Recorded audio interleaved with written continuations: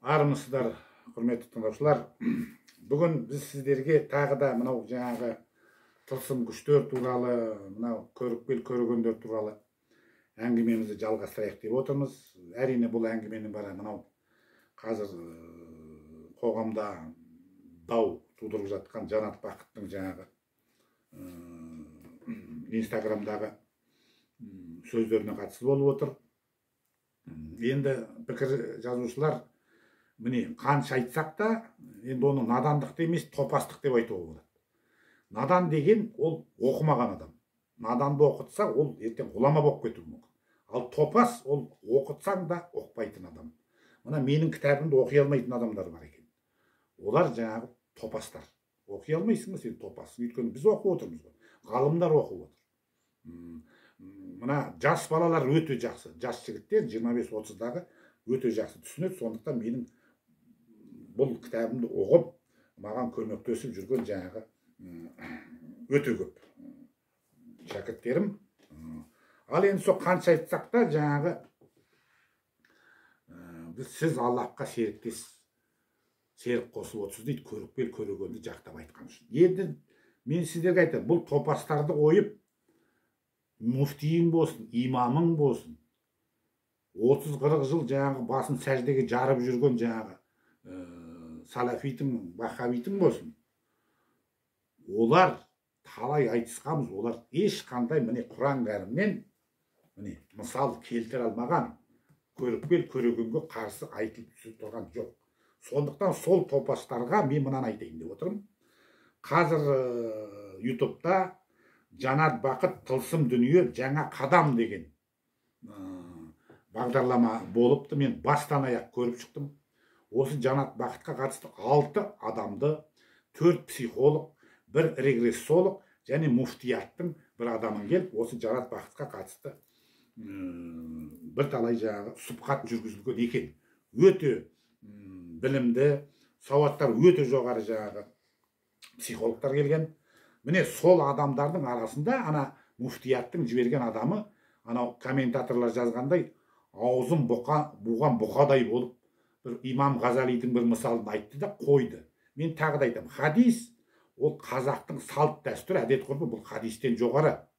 Бізді ана араб құлдар, арабтарды, жабайы жүрген арабтарды тәрбиелеу үшін сол замандарда айтылған хадиспен қазақ тәрбиелеп керек жоқ. Қайта біз сол қазақтың әдет ғұрпымен сол арабтарды тәрбиелеуіміз керек. Сондықтан уахи түскенде сол қазақтың салт дәстүрі түскен жаңағы. Қандай әйелді алуға болады, қандай әйелді алуға болмайды, кімге жолау керек, кімге жоламау керек. Соның бәрі Құран кәрімде біздің әдет ғұрып салт дәстүр ретінде салт дәстүріміздің мысалы ретінде түскен. Сондықтан ғұламалардың айтуы бойынша қазақтың салт дәстүрі уахимен келген деген мәселе осыда тұр. Көрдіңіздер ме? Ал хадис ол кәдімгі арабтардың идеологиясы, арабтандыру саясатын ұстанғандардың құралы болады. Енді мынау Жанат Бақытқа қатысты айтып кетейік. Мынау Мысырдан оқыған дейді, анадан оқыған, мынадан оқыған, өздерінше иман сымақтар бірдеме бықсытып айтып жүр. Олардың айтып жүрген жын туралы айтқанның бәрі өтірік әңгіме. Оны қазір түсіндіріп береміз. Енді анау Жарақты Ғабдылғапар Жұман Сыман бір айтқан еді. Меккеде болғанда бір араб, сондай бір арабтың азаматымен қырқысып төбелесіп бара жаздадым. Оған айттым дейді. Біз 70 жыл жаңағы орыстың жаңағы қысымында болдық. Солардың идеологиясын жаңағы сіңірдік бойымызға, коммунистік партияның. Сондықтан біз адастық. 70 жыл адасып жүргендіктен біз балаларымызды сіздерге оқуға жібердік. Ал сіздер бізге кімді қайтардыңдар деп. Яғни қазақтың жауларын қайтардыңдар деген әңгіме айтқан. Сондықтан олардың пікірі бізге ешқандай да пікір емес. Тағы да айтам, көріпкел көргенге қатысты ешқандай жаңағы Құран кәрімде қарсы айтып тұрған жоқ. Көріпкел де болады, көрген де болады, тек жазу болмайды, пайғамбар ешқашан болмайды. Жанат Бақыт пайғамбар емес, оны біз айтқанбыз. Және де ең соңғы 114-ші сүреде Күл ағзу біребіл фәллах мин шәрри махаллах амин шәрри хасикін иза вақап ва мин шәрри нәфәсетін фил уқат ва мин шәрри хасин иза қасат деген жаңағы сүреде сол мына қара магия, яғни түйіншек, шүперекке түйіншек түйетіндерден сақта дейді. Ол жаңағы пайғамбар Мұхаммед алейхиссаламның бақталастар оған қарсы жаңағы қыздардың шашын түйіншекке түйіп жаңағы құдыққа тастап пайғамбарға жаңағы дуа салып өлтірмекші болғанда Құдай оған белгі беріп оны алып алған деген бір әңгіме бар. Соған қатысты тек қана қара дуа, черный магияның солардан сақтаныңдар деген ғана сөз бар. Ал енді көрікпен көрегендік емес, жаңағы бал ашу, оқпен бал ашу деген жаңағы Құбал Құдайдың алдындағы 7 жебеге қатысты, ол ешқандай да бал ашу емес, ол жребий, ол соны ғана алып тастап отыр. Көрдіңіздер ме? Сондықтан біз тіпті мынау бір Байжігіт деген Қабанбайдың руында бір шала оқыған молдасы бар. Сол біз ашықтан ашық жаңағы WhatsApp чатында аудио айтысқан кезде дәлелін келтір дегенде бір жындының жазған жаңағы мақаласын жіберді. Оны алдында да айттық қой. Көрікпен көрегенге тіл тигізген, олардың жаңағы тіпті лицензиялары бар. Сондықтан мен айтқандай, ол сол мақаланың авторын сотқа беруге болады. Сондықтан жаңағы адасқандардың, мен айтқандай топастардың айтып отырғандары Аллахқа серік қосып отыр деген ол жаңағы солардың адасқандардың әңгімесі болады. Енді міне жерде сол жанат бақыт тылсым дүние жаңа қадам деген әңгімені айтайық. Яғни бұл жерде Кенесарының басы туралы әңгімені біз айтып кетеміз. Сонан кейін мынандай сұрақ болған екен. Ватиканда анау орыстың бір сол кездегі партия совет қайраткерінің айтқан сөзі бар екен. Құранның қыпшақ тілінде жазылған тұр деп айтқан. Оны түсіндіреміз. Сонан кейін жаңағы жер жұмағының, адам ата мен Хауа анамызды жаратқан жерді біз тауып отырмыз. Сол жер туралы айтатын боламыз. Сондықтан енді қазір сол жаңағы тылсым дүние, жаңа қадам, жанат бақыт атты бағдарламаның қорытындысы туралы біз айта кетейік. Ең алдымен мынаны айту керек. Қытайдың философы, данасы Лао Цзи айтқандай, түк білмейтін халықты басқару оңай. Алдындағы айтқандай, 3 жақтан шабуыл бар. Қазақты мәңгүрт күйінде ұстап отыру үшін. Бірінші араб қолдар, екінші Қытай, үшінші Ресей. Оны айттық, иә? Қабдеш Жұбәділ ағамыз айтқан, тілімізден, жерімізден, тарихымыздан айырса, ұлтымыздың табан тірейтін еш нәрсесі қалмайды деп. Енді сол жанат бақытқа қатысты жаңағы надандардың айтқанына қатысты, серікті қосқанға қатысты, сол жерде Айнұр деген Құран танушы. Енді мен Құран танушы деп айтпай-ақ қояйын, дін танушы деп мені халық біледі. Сол Құран танушы өте дұрыс пікір айтып отыр. Яғни мына Құран кәрімде жын сүресі бар. Сол жын сүресінде кейде жындардың атынан да айтылады жаңағы. Біз салиқалы жындарымыз да бар, алай-бұлайлары да бар дейді. Сонда жындар айтады дейді, Айнұр айтады жаңағы. Біз періштелердің айтқанын естіп алып, өзіміздің иемізге жеткіземіз дейді. Көрдіңіздер ме? Яғни періштелер Алланың қасында жүреді. Сондықтан ертеңгі күн не болатынын біледі де, періштерін естіп алып, есіне ертеңгі күнді айтады. Яғни бұлардың араб құлдардың шала оқыған молдалардың айыпты тек қана Алла біледі деген біз ешқандай қарсы пікір айтып отырмыз. Алла біледі, бірақ періштелер арқылы жындар соны біліп қойып айтып отырады. Міне, діни тұрғысынан жаңағы араб құлдарға мен түсіндіргенім. Көрдіңіздер ме? Енді оны қайталап жатпайық. Жалпы енді Айнұр ханым парапсихолог екен, өзі емші екен, өте дұрыс пікірлер айтып отыр. Енді психологтардың әңгімесін айтайық. Бұл жанат бақытқа қатысты бір аты есіме түспей тұр, бірақ мықты психолог екен, психотерапевтім дейді. Сол кісі айтып отыр. Кейде бір жақын туысы қайтыс болған, ағасы, інісі, мүмкін баласы да қайтыс болғанда, соған қатты күйзелген адам Аллаға қарсы шығады дейді. Өте дұрыс айтады. Мен жанат бақыттың ағасы қайтыс болған ба, бір әңгіме шықты ғой, содан бұл Аллаға қарсы шығып отыр. Мен сізге айтайын.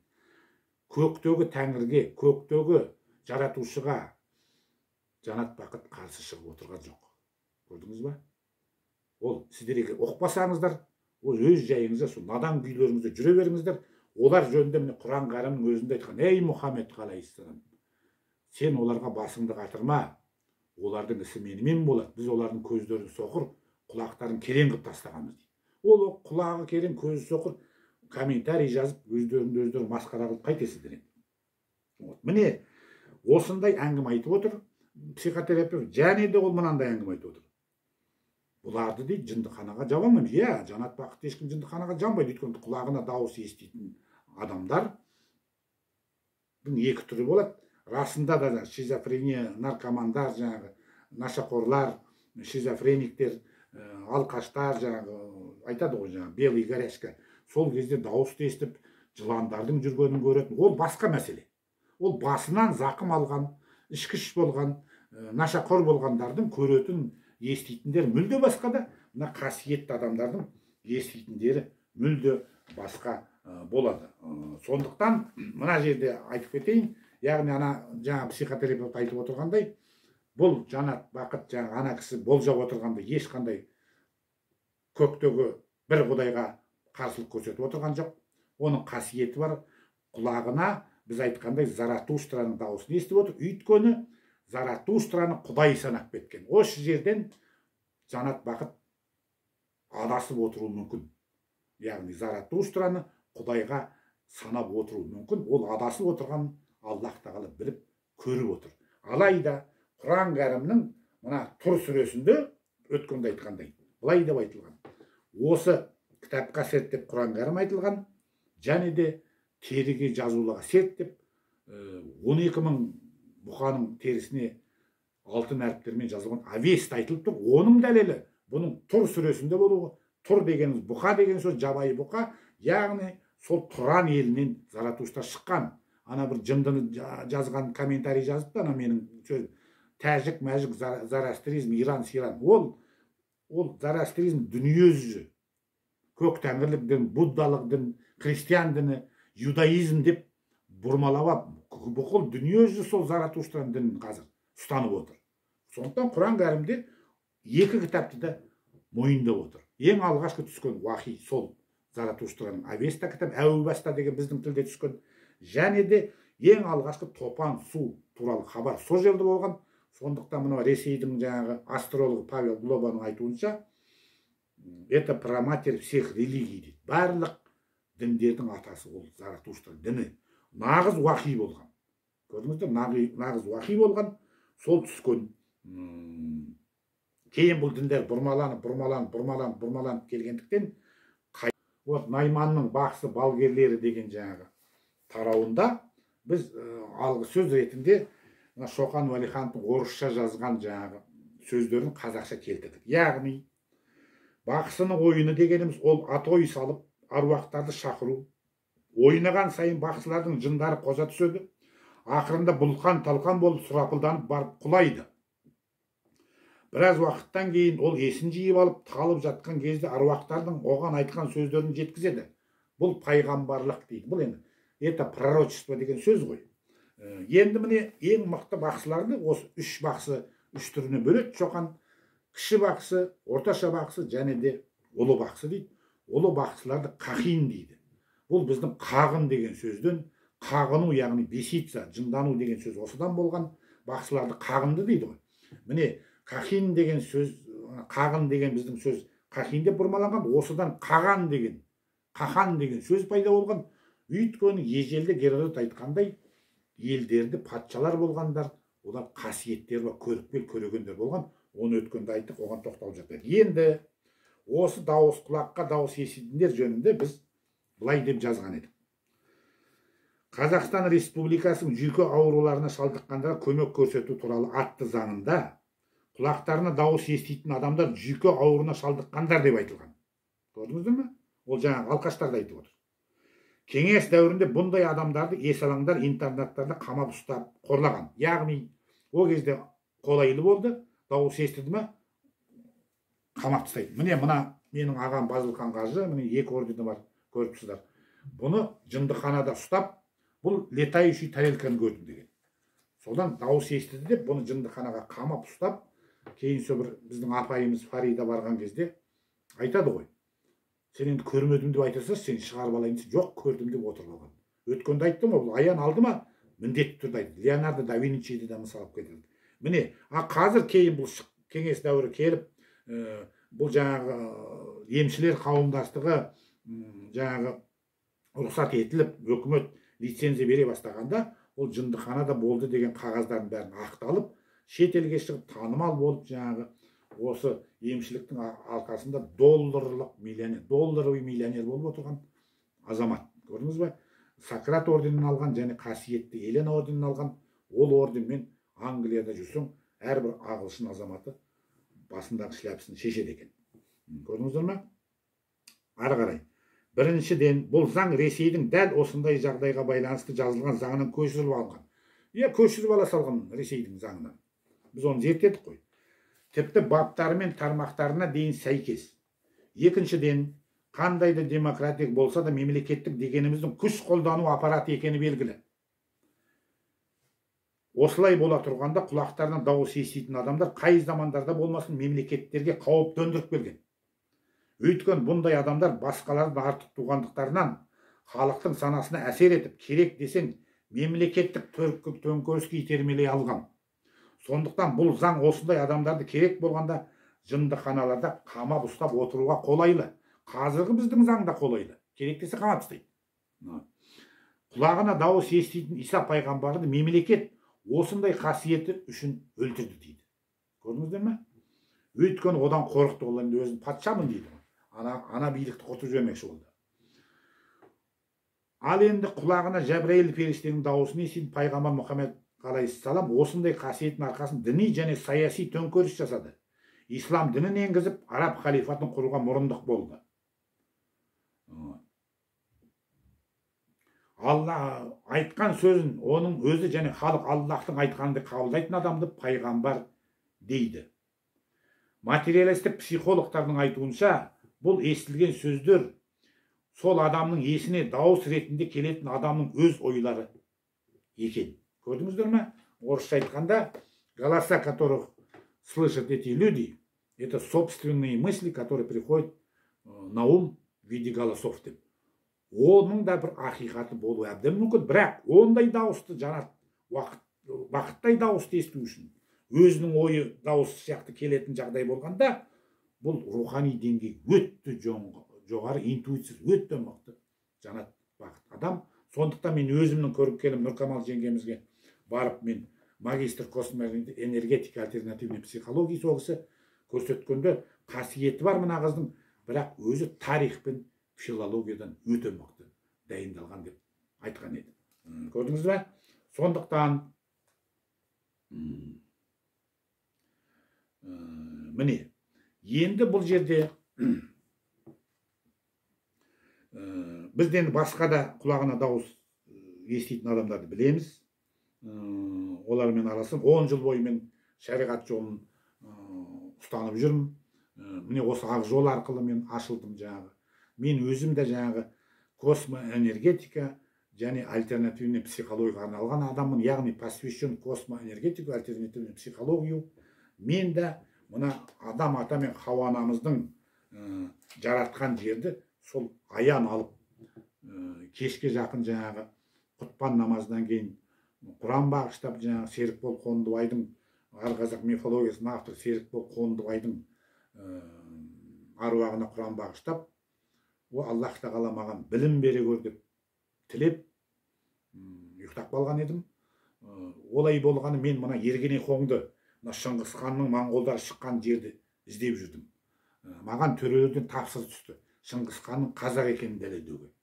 Сол кезде мен жаңағы айтқан едім, Ергенекоңды, Шыңғыс ханның моңғолдар шыққан жерді таппай, мен Шыңғыс ханның тарихын зерттемеймін, кітап жазбаймын деген едім. Сол кезде сол құтпан намазынан кейін ұйықтап қалдым. Таңғы сағат 5-6 кезінде кәдімгідей маған құлағыма Серікбол Қондыбайдың аруағы шато деген сөз салды. Мен кәдімгі тарихшы болғандықтан шато дегеннің Ферғана аңғарынан шыққанын білдім де, жүгіріп барып міне қазақ энциклопедиясын аша қалсам, біздің қазақ ғалымдары, жарықтықтар айта алмаған заманда айтып кеткен екен. Ферғана аңғарын әбден қалыптасқан қабырғалары дұрыс үшбұрышты құрайды дейді. Ал енді алтайлықтардың мына Маадай қара жырында бұл жерді жер тұмар дейді, үшбұрыш. Міне, бұл жаңағы жер тұмар, жер ананың символы, яғни адам мен ата мен Хауа ананың таққан жерін біз тауып отырмыз. Мен біз деп сөйлеймін үнемі, өйткені менің оқырмандарым айтады, Қайрат, сіз өте жаңағы қарапайым адам екенсіз, сіз өзіңіз ғана тауып отырсыз, бірақ біз деп жазады екенсіз. Жоқ, біз дегеніміз сол Серікбол Қондыбайдың аруағы. Маған көптеген дерек берген менің жақтастарым, менің ұстаздарым бар, сондықтан мен біз деймін. Және де осы кітаптың, өзімнің кітабымның қазақша нұсқасында маған кімдер көмектесті? Осы YouTube каналынан да көмектескендер бар, Facebook'тан да, WhatsApp'тан да көмектескендер бар. Солардың бәрін аттарын атаған едім. Бірақ енді бұл тіпті бұл ғылым академиясы түсінбей отырған жағдайлар бар. Бірақ ғалымдар, 5 ғылым докторлары мені оқып біліп, менімен келісіп отыр, мойындап отыр. Гарвард университетіне барып лекция оқуға маған ұсыныс ұсынып отыр. Міне сондықтан мынандай бір айтайын дегенім, жуықта мына Али Асқардың шежіресі маған жіберді. Өте мықты сөздер айтылған ол жерде, өте мықты деректер, бірақ оны албаты адам ұға алмайды. Сол Қайрат Зарықпан ұғады деп маған арнайы арғындар Қарағандыдан салып жіберген екен электронды поштама. Ол да бар. Сол қазір сол Али Асқардың шежіресін насихаттап жүрген Бақытжан деген ағайынымыз жаңағы Тіргелінің бай жігітінен тарайды.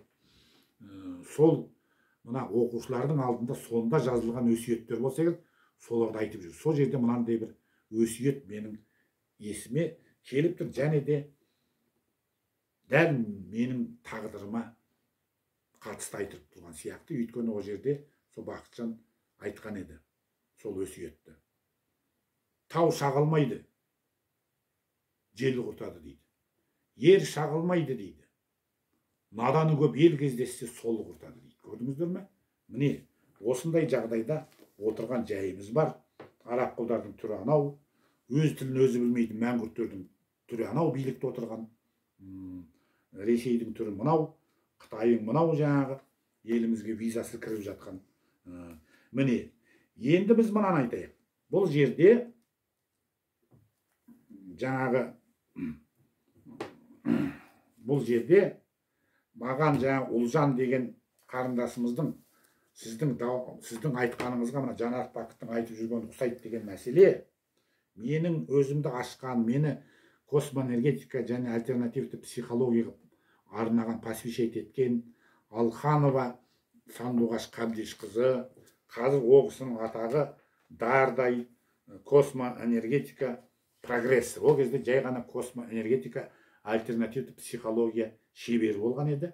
Міне сол Алханова Сандуғаш Қабдешқызы 1906 жылқы жылы бұрынғы Семей облысы Көкбөкті ауданы Үлкен Бөкен ауылында дүниеге келген, 30 жасында қасиетін ұстаған әулетті елті бақсы 2006 жылы Мәскеудің космоэнергетика және альтернатив психология институтын бітірген космоэнергетика шебері ақын құлағына Жамбыл Жабаевтың дауысын естиді.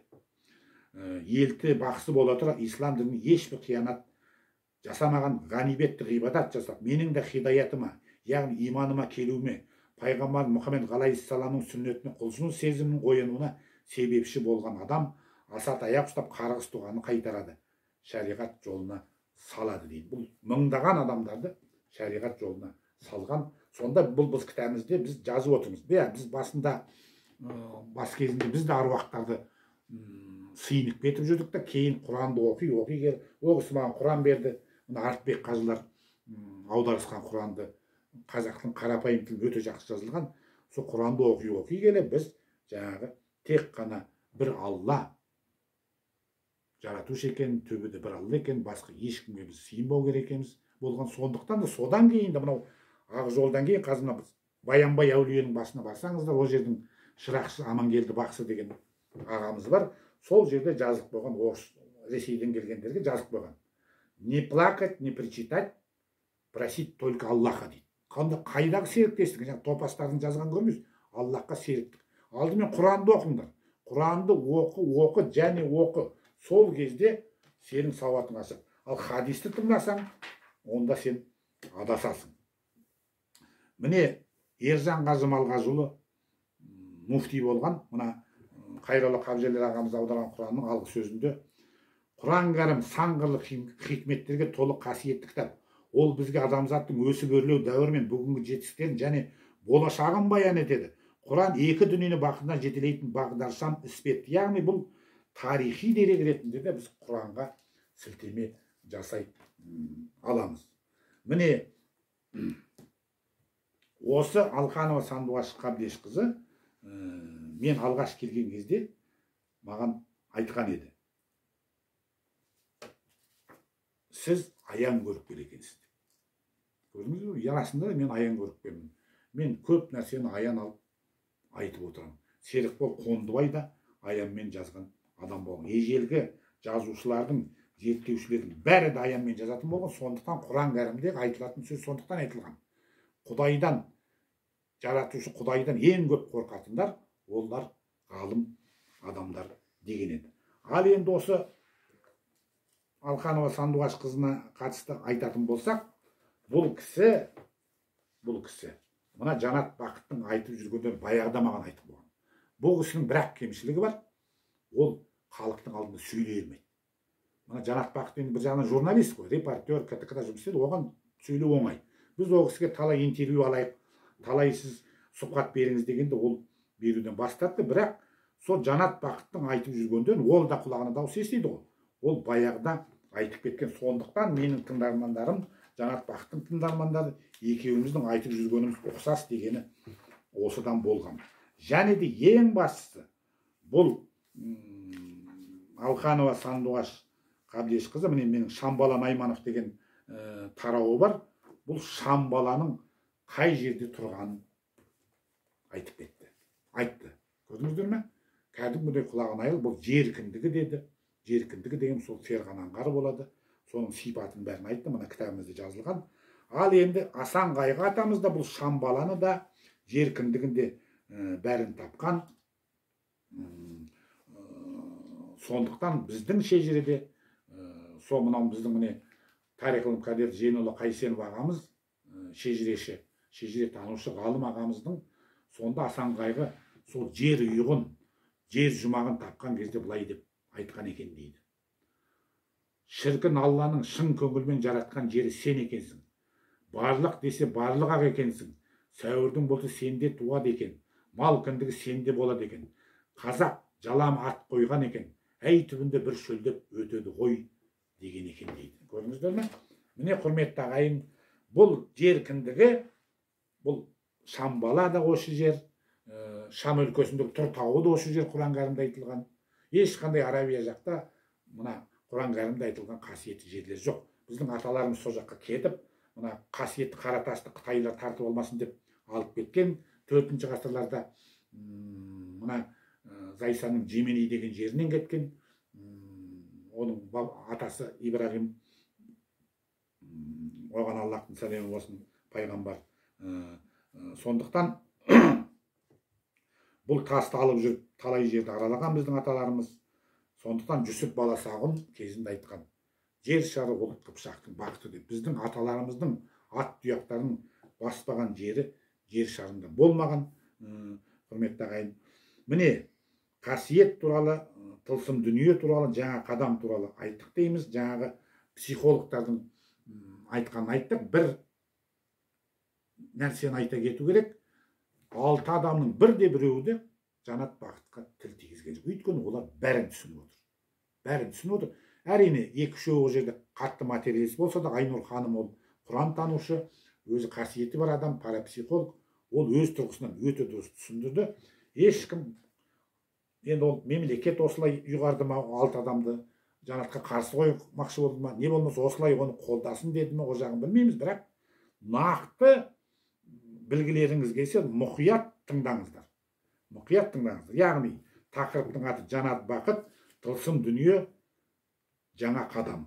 Енді біз алдында да негізінде біз үш қиян деген жаңағы, менде ютубта менің нем бар, жаңағы лекциям. Міне мына үш тауды көріп отырсыздар. Үш тауды, иә?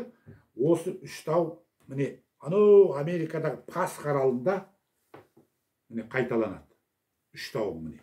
Мынау арал. Көрдіңіздер ме? Құран кәрімде тандырдың суы қайнады деген сөз бар. Міне, мынау тандыр сияқты. Міне келесі немізде осыны айтатын боламыз. Келесі лекциямызда, сондықтан подписка беріңіздер. Шамбаланың сол біздің үш қиян екенін дәлелі міне Шамбаланың символы, үш таудың символы тұр ма? Міне Шамбаланың лотос белгісінде символында міне үш бұрыш. Яғни анау Мысырдағы пирамидада сол жаңағы мына үш бұрышы жеріміздің ескерткіші болады. Міне ол жердегі Сүлеймен тау, Құдайдан барып кешірім сұрайтын тауымыз жаңағы. Ол таудың көшірмесі міне біздің шығыс Қазақстанда бар. Сол жақтан ауып келгенде осындай ұқсаған тауды біздің аталарымыз сол тауға балап, мына таудың басына Құдайдың нұры келіп жүреді дейді. Бұл жерде міне тіпті сол замандағы адамның ізі қалған тастарда, көрдіңіздер ме? Міне осы жөнінде тағы да мына келесі енді арнайы мынау жаңағы айтады ғой, Жан-Жак Кусто деген француз зерттеушісі, сол аралдың бойлап сүңгіп кеткеннен кейін, шыққаннан кейін ислам дінін қабылдады деп айтты. Осы жөнінде тың деректерді айтатын боламыз. Жалпы үш қиянатты біздің неміз бар, лекциямыз, бірақ осы жерде енді осы жанат бақытқа қатысты, соның айтқан сөздеріне қатысты осының бәрін айтатын боламыз. Келесі бір лекциямызда міне сандық тас, Зайсандағы сандық тас. Бұл адамзат тарихында белгілі болған, мысалы Кирдің міне мазары сандық сияқты болып тұрғаны, анау кіші жүзді кейбір мазарлардың міне сандық сияқты жасайтыны, міне оның бәрі осы мына сандық тасқа байланысты. Манас жырында бұл тасты бұрын таш дейді. Міне құрметті ағайын, біз жаңа тылсым дүниенің бәрін айттық. Енді сол тарихқа қайтадан көшетін боламыз. Ал енді Құдайға қарсы шыққан деген жаңағы ағасы, інісі өлген, қайтыс болған жағдайда Құдайға қарсы шыққан адамдарды да көргім, және де мен өзім альтернативті психолог ретінде сондай адамды емдеп, бір жыл маған соңын еріп жүрген бір әдемі сұлу келіншек, 35 жаста күйеуімен араласқан, бір баласын тәрбиелеп отыр. Сол туған бауыры қаза болған кезде бір жұма мешітте жылап жатып алған екен, реанимацияда жатқан кезде бауырымды аман алып қал, бауырымды Құдай деп.